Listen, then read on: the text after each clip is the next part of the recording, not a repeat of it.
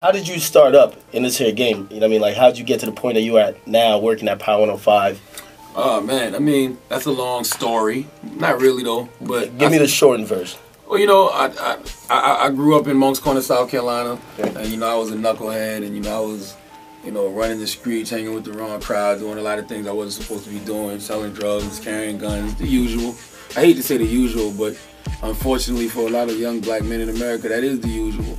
And I just made a conscious decision, man, after going to jail a few times and just tired of being, you know, getting in trouble and watching like my older cousins who were kind of influencing me and watching people around me, watching how their lives were turning out. Yeah. And saying to myself, yo, I don't want to be that. Okay. I don't want to be some bum, some wash nigga sitting under the tree in Moncks Corner, South Carolina. So, you know, in order to change your life, you got to change your lifestyle. So I did just that. And I started working a bunch of odd jobs.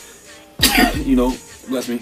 I worked at Just So Rude and didn't. But I worked at like demo in the mall. I worked at a flower garden. I worked at a warehouse. I worked at Taco Bell. I was just trying to create positive energy around me. Anything but being on the block, hustling, whatever. And at the time, these guys had opened up a record label called TNT Records. My man Tabby, this dude named Tyrone, my man Calvin. Salute to all of them. They opened up this label called TNT.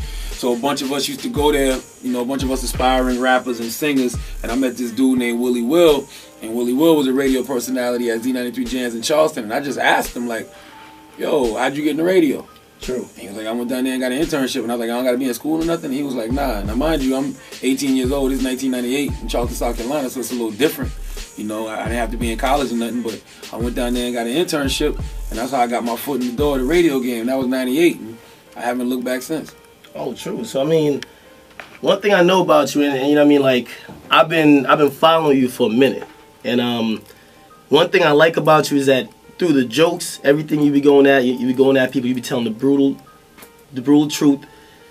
Pretty much what I know about you, you be spitting some isms on the microphone, you know what I mean? Like, you're one of the most respected people, at least by me, on the microphone, because through all the, you might be talking all that bullshit that people might think is bullshit, but you do spit a bunch of isms, you know what I mean? Well, you know why? Because you got to put the medicine in the candy. And I used to be one of those people who used to be real, I guess, preachy. Especially, you know, when I started to, you know, really change my life and I wasn't in the streets the way that I was, and I just started studying the 5% teachings of Islam, and then I started doing youth ministry at Muhammad Mosque, number 38 in Columbia, South Carolina, and, you know, I was just real heavy into my studies. And, you know, when something is new to you, you want to share it to the world. Okay. But what you realize is that's not that effective. Okay. Nobody wants to be preached at. Right. You know? So it has to be a balance. It has to be a healthy balance of ratchetness and righteousness. Plus, that's just being human, man. You always say that, man. The ratchetness and righteousness and bringing you into life. Listen, I'm a stern believer that we're not, you know, human beings living a spiritual existence. We're spiritual beings living a human existence. And throughout that human existence, you know, you're going to get a little dirty. Okay. You know what I'm saying? That's just life. Like, it's just certain things that I like to do that are human. I like having a drink. I like messing with these different chicks. True. You know what I'm saying? Even though I'm getting to the point in my life where I do want to settle down and be with one woman. Yeah, absolutely. You trying to get married? Yeah, man. I think that's fly. I think married. I think fatherhood. And I think being a husband and being a father is real fly, man. It looks fly. You know what I'm saying?